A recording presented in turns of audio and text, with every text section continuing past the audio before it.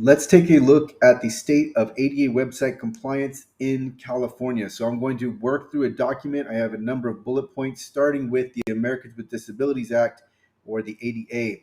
So this is one of the primary laws in play. The other primary law in play is the UNRRA Civil Rights Act, commonly referred to as the UNRRA Act. Now, with the ADA, the remedies are injunctive relief, so the defendant would have to make the website accessible, and attorney's fees. But plaintiffs' lawyers prefer the UNRRA Act because it can make a claim much more lucrative, as there is a $4,000 statutory minimum in damages per violation. And what's important to know is that the UNRRA Act runs in parallel with the ADA. So that is to say that a violation of the ADA is going to result in a violation of the UNRRA Act.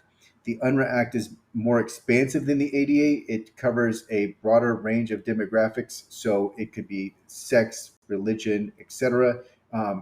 But the UNRRA Act also includes provisions for discrimination against disability.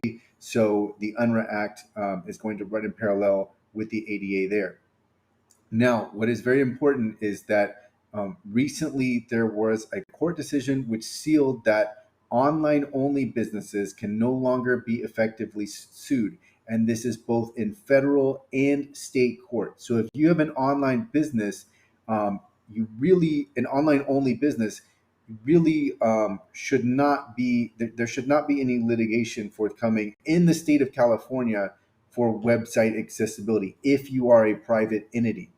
But if you have a physical location, then you become susceptible. And so that's where we see any ADA website compliance claims. What we're seeing is that there is a physical location along with the website. So what happens in California, and this happens elsewhere, but we've seen it in California, is there are industries that are affected in quick succession. So, and when I say in quick succession, I mean the different businesses within those industries. So, for example, you might see a series of dentist office sued for ADA website compliance. Same thing. The same thing has happened with plastic surgeons, restaurants, bike shops, breweries, cannabis shops, and the list goes on. So what's important to know here is that once an industry is targeted, it is very likely that other businesses within that industry will also be targeted, and but it happens in quick succession, so that's important to keep in mind. The bad thing about ADA website compliance is many businesses are unaware that they can even be sued for a lack of website accessibility until it happens. So that's part of what this channel is. I want people to be more aware of that this is a possibility before it happens. But the reality is, most times people only contact me after they have been sued.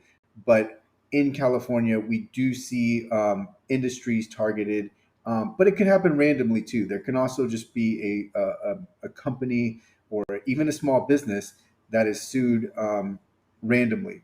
And it doesn't have to be, these don't have to be large businesses. In fact, some of these smaller businesses that have been sued have actually had to shut down as a result of litigation. So this can be the smallest of businesses, and it happens again and again, particularly with restaurants. We see these small businesses, or small restaurants that are being sued because their website is inaccessible.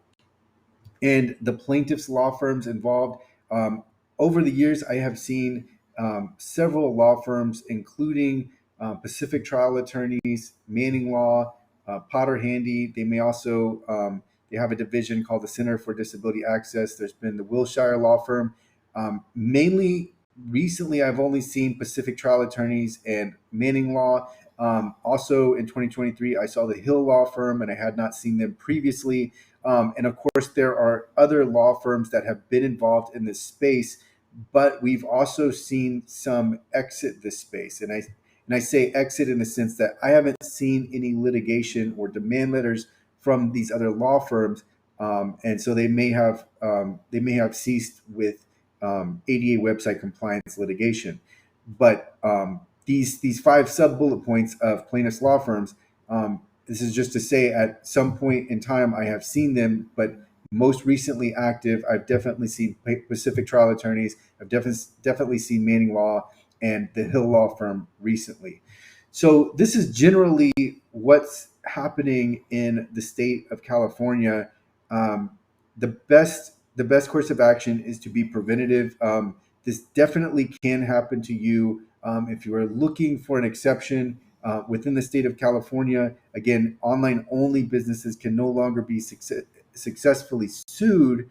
This doesn't mean that you wouldn't be the target of litigation, but it does mean that you should, in theory, be able to get that case dismissed. Of course, each case has its own specifics.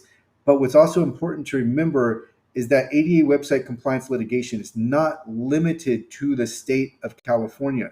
So just because a California plaintiff's law firm might not file suit, it doesn't mean that a law firm in another state wouldn't file suit or send a demand letter. So that's important to keep in mind.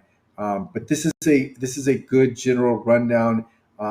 Either way, you want to be proactive and make your website accessible now versus waiting into the future. So I have a course called the ADA compliance course that will help with this. And it really, the course is designed as an SOP or step-by-step instructions to help your web team find and fix the most commonly claimed issues in litigation. So I have looked at all of the plaintiffs' law firms who are active in the space, and I have identified the accessibility issues that they are commonly claiming in litigation. And this course, the lessons in this course are comprised of those issues and specific instructions for your web team on how to find and fix those issues. But California is an extremely litigious state. If you are lucky, you will get advance notice if your industry is being targeted. But most people are not that lucky.